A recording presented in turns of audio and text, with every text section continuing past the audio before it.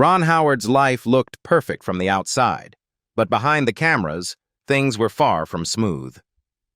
In 1973, Harrison Ford and Paul Lamat did something to him that still haunts him today. They threw bottles at his car and locked him in a trailer. They called it Opie shaming. That was just the beginning. For 50 years, Howard stayed silent about the dark side of Hollywood. Now, he's finally revealing it all. The near-fatal accidents on set, the lawsuits that cost millions, and the personal battles that nearly broke him. And the truth? It's not good. Ron Howard was born on March 1, 1954, in Duncan, Oklahoma, to a family deeply involved in the entertainment world. His father, Rance, was an actor and writer, and his mother, Jean, was also an actress.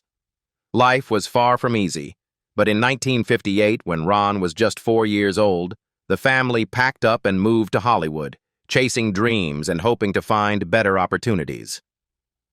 They settled in a small home in Burbank, living close to major studios, which gave young Ron an early glimpse of the film industry. Instead of attending a traditional preschool, he learned by observing sets, cameras, and actors, slowly becoming part of the world of filmmaking, even though no one planned it. Before he was 2, Ron had his first taste of acting in the movie Frontier Woman in 1956, appearing in just one brief scene.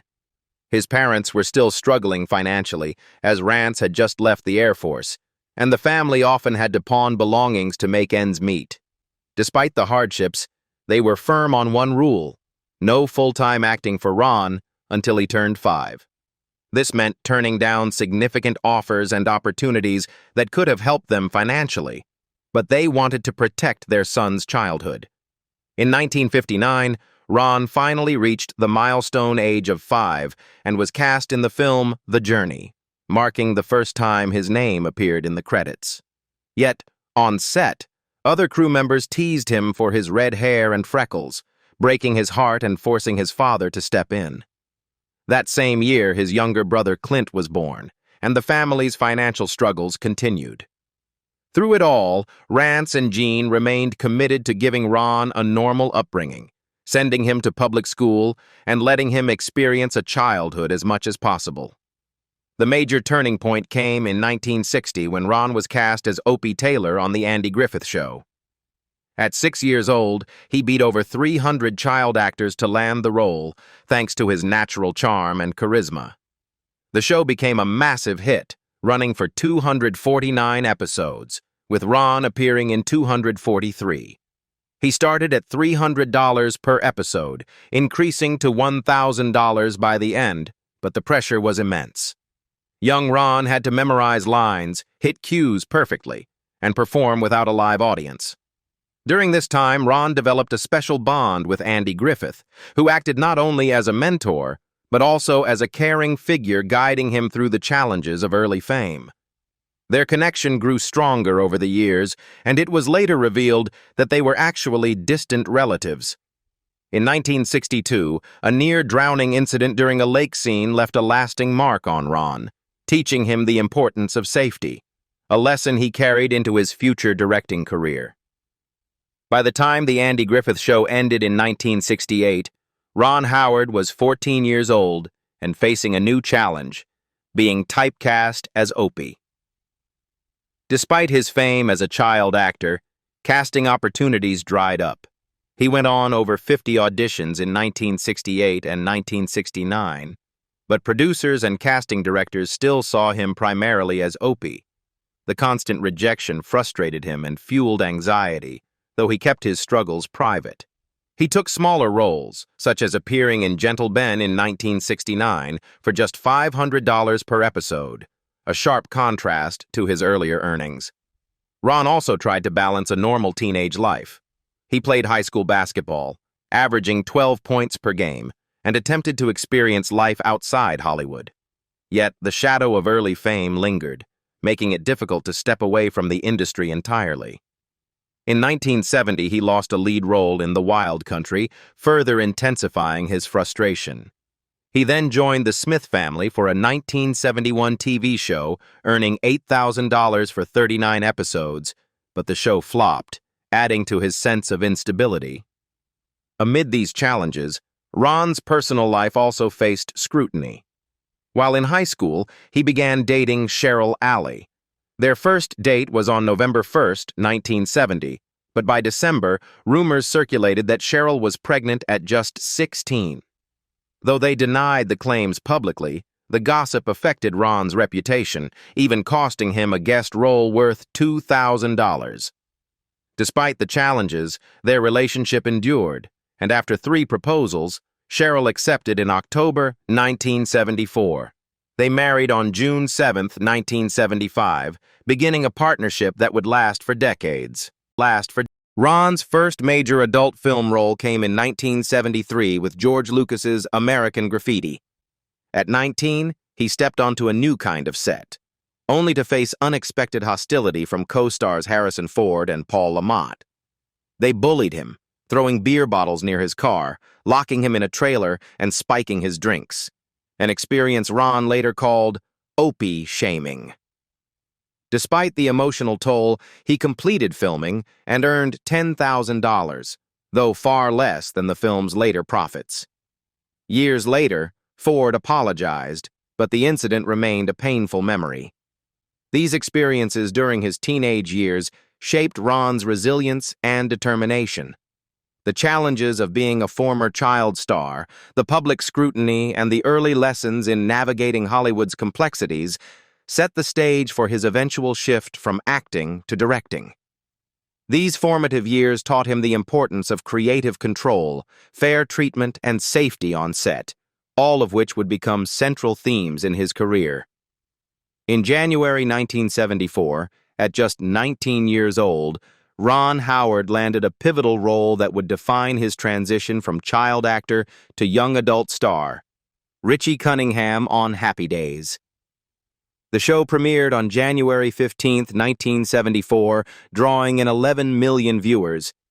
Initially, the series focused on Richie's teenage life in 1950s Milwaukee, capturing the warmth and nostalgia of a simpler era. Ron's character provided a sense of familiarity and stability, much like Opie Taylor had, helping the show resonate with audiences. However, by 1976, the show underwent a major shift. The character Fonzie, played by Henry Winkler, quickly became the breakout star. Ratings soared, and ABC executives even considered renaming the show Fonzie's Happy Days to capitalize on his popularity. Ron, who had been the lead since the beginning, refused to accept the change. He delivered an ultimatum in November 1976. If the title changed, he would quit. When fans discovered the conflict, over 10,000 letters flooded ABC demanding that the show's heart remain intact. ABC relented, keeping Richie as the central figure and preserving the original title, but the tension marked a turning point for Ron's career. During Happy Days, Ron also faced challenges with cast dynamics and compensation. By 1977, the show was generating $50 million annually. Despite this, Ron earned $25,000 per episode, while Winkler made $75,000. Anson Williams, who played Potsy, was reportedly frustrated with both pay and screen time, even storming off the set during one episode. Rumors of on-set fights circulated, and ABC tried to manage tensions quietly to protect the show's $50 million machine. Years later, in 2012, Williams and other cast members sued CBS for unpaid merchandise royalties, highlighting the financial complexities behind the scenes. Amid acting, Ron quietly pursued directing. In early 1975, he created his first short film, Deed of Daring Do, a 10-minute project shot during a 2-week break with just $2,000. Henry Winkler even made a cameo. The short premiered at a small festival in June 1975 and won a minor prize, giving Ron his first taste of creative control. A later project, Grand Theft Auto in 1977, would solidify his shift from acting to directing. Ron's marriage to Cheryl Alley also flourished during this period. They wed on June 7, 1975, in a modest ceremony in Burbank, attended by 300 guests, with Henry Winkler serving as best man. The couple embraced simplicity, even taking a quiet 2-week honeymoon in Hawaii. Cheryl became a stabilizing force in Ron's life, supporting him as he navigated the demands of television fame and the early stages of directing. These years on Happy Days laid the foundation for Ron Howard's career transformation. He learned to negotiate, assert creative authority, and balance professional ambitions with personal life. This period marked the beginning of a new chapter, moving from acting into directing and establishing himself as a versatile force in Hollywood. After gaining experience with his short films, Ron Howard fully embraced directing, starting with his first major project, Grand Theft Auto, in 1977. At just 23, he not only directed but also starred in and co-wrote the film alongside his father, Rance. With a modest budget of $600,000, the movie became a surprise hit, earning $15 million. However, the production was far from smooth. During a car stunt, Paul Bartel, a stuntman, suffered severe injuries, including broken bones and internal damage. The accident left a lasting impact on Ron, cementing his commitment to safety on all future sets. Ron continued to grow as a director in the early 1980s. His 1982 film Night Shift earned $21 million and showcased his ability to blend humor with effective storytelling. Around this time, his directing approach began emphasizing both creativity and meticulous safety planning, a direct lesson from the challenges and dangers he witnessed as a child actor. At the same time, his personal life flourished. Ron and Cheryl, married since 1975, welcomed a sense of stability amid Hollywood's chaotic environment, providing him with emotional grounding to take creative risks. In 1984, Howard directed Splash, which became a major box office success, earning nearly $70 million from an $11 million budget and launching Tom Hanks as a major star. While filming, Ron faced the complexities of managing actors with strong personalities. Hanks, in particular, occasionally threw tantrums over script changes, and Ron had to step in to prevent conflicts from escalating. Studios nearly canceled the project, but Disney intervened, saving the film and solidifying Howard's reputation as a director capable of managing both talent and production challenges. Howard's next significant project, Willow, 1988, presented a larger-scale fantasy challenge. With a $35 million budget, the film grossed $137.6 million globally, but behind the scenes, creative tensions with George Lucas were frequent. Disagreements over editing and story direction tested Howard's patience, and at times he nearly walked away. Despite the stress, the experience honed his skills in balancing artistic vision with collaboration, setting a pattern for his future blockbusters. Even with these successes, Ron never forgot the dangers of filmmaking. He implemented rigorous safety measures after witnessing accidents both in his own early stunts and those of others. Each project reinforced his dual focus on storytelling and on protecting everyone on set, a philosophy that would define his directing career. By the late 1980s, Howard had fully transitioned from former child star to respected director. His early successes demonstrated not only commercial viability, but also the ability to navigate Hollywood's high-pressure environment while safeguarding his team, laying the foundation for his future critically acclaimed films. By the 1990s and 2000s, Ron Howard had firmly established himself as a director capable of delivering both critical acclaim and box office success. Films like Parenthood, 1989, inspired by a chaotic family trip to Australia, showcased his ability to blend humor with heartfelt storytelling, earning $126 million globally. Yet even in these successes, challenges arose.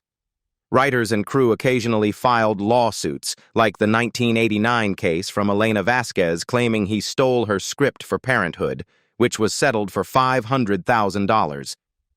Such incidents highlighted the unpredictable legal and creative pressures of Hollywood. Howard's collaboration with Tom Hanks became a defining feature of his career. Apollo 13, 1995, demonstrated his meticulous attention to detail, recreating NASA operations with astonishing accuracy. However, the production was fraught with tension. Hanks demanded exact adherence to historical transcripts, and production halts cost $2 million. Despite the pressure, the film earned $355 million worldwide and won Academy Awards for editing and sound, solidifying Howard's reputation as a director who could balance accuracy, drama, and commercial appeal. Controversy was never far from Howard's projects. In 2006, the Da Vinci Code sparked worldwide backlash from religious groups, including death threats against Howard and the need for bodyguards at premieres. Similarly, Angels and Demons, 2009, faced covert obstruction from the Vatican, forcing Howard's team to construct replicas of churches and costing the production millions. Despite these challenges, both films were financially successful, demonstrating Howard's ability to manage public outrage while completing ambitious productions. Throughout his career, Howard maintained a strong family foundation. He married high school sweetheart Cheryl Alley in 1975, and together they raised 4 children: Bryce, 1981, twins Paige and Jocelyn, 1985, and Reed, 1987. By 2025, they had 6 grandchildren. Cheryl's support allowed Howard to navigate the pressures of Hollywood while remaining grounded. Their 50-year marriage, celebrated in 2025, reflected resilience amid career demands and rumors of near divorce in the 1980s due to Howard's work obsession. Howard's legacy also extends through his children, particularly Bryce Dallas Howard, who acknowledged her Hollywood privilege but stressed hard work and dedication. She credited her father's mentorship and support for opening doors, but emphasized her efforts to establish herself independently. Howard himself remained discreet about familial advantages, letting Bryce's accomplishments speak for themselves. This period cemented Howard's dual identity as both a blockbuster director and a family man. While navigating complex productions, creative conflicts, and global controversies, he consistently prioritized safety, storytelling, and ethical treatment of cast and crew, a philosophy rooted in his own experiences as a child actor navigating the challenges of Hollywood. In the 2010s and 2020s, Ron Howard continued to balance ambitious film projects with television work and family commitments. His 2013 film Rush, a thrilling recreation of the 1976 Formula One rivalry, was praised for its intensity and accuracy.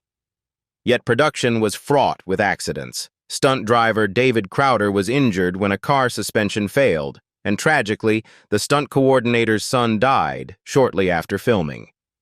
Howard faced subpoenas and tough scrutiny over safety, reinforcing the lessons he learned as a child actor and emphasizing his commitment to rigorous planning on every set. Howard also directed The Grinch, 2000, starring Jim Carrey, which earned $345 million worldwide. Despite the financial success, filming was grueling, with Carrey enduring long hours of makeup, leading to on-set tensions. Similarly, A Beautiful Mind, 2001, won both Best Picture and Best Director Oscars, but production challenges included volatile behavior from Russell Crowe, who once threw a phone at a hotel clerk. Howard had to fire and then rehire Crowe to prevent costly delays, demonstrating his ability to manage high-pressure situations while keeping projects on track. In 2017, Howard took over directing Solo, a Star Wars story after the original directors, Phil Lord and Chris Miller, were fired due to creative disagreements. He reshot approximately 70% of the film under a tight schedule, managing cast tensions and fan criticism while delivering a movie that, although financially underwhelming at $393 million, maintained his reputation as a reliable problem solver capable of salvaging troubled projects. Howard's family remained a central part of his life. His daughter Bryce Dallas Howard has become a successful actress and director, openly acknowledging the advantages and challenges of Hollywood privilege. Her godfather is Henry Winkler, further emphasizing the strong family and mentorship connections that have defined Howard's life. In 2025, Ron and Cheryl celebrated 50 years of marriage, a milestone highlighting their enduring partnership amid decades of career pressures. Even in recent years, Howard has remained active in both acting and producing. He received his first acting Emmy nomination in 2025 for a comedic TV role alongside Seth Rogen, decades after his iconic work on Happy Days. Despite facing physical challenges during filming, including a bruised rib from improvised fight scenes, Howard demonstrated his enduring dedication to performance and storytelling. Ron Howard's career spans more than 6 decades, from child actor to acclaimed director and producer. He has navigated the highs and lows of Hollywood, from bullying and typecasting to global controversies and blockbuster productions. Through it all, he has prioritized safety, professionalism, and family, leaving a lasting legacy as a filmmaker who balances creative ambition with ethical responsibility, a philosophy rooted in his early experiences on and off the set.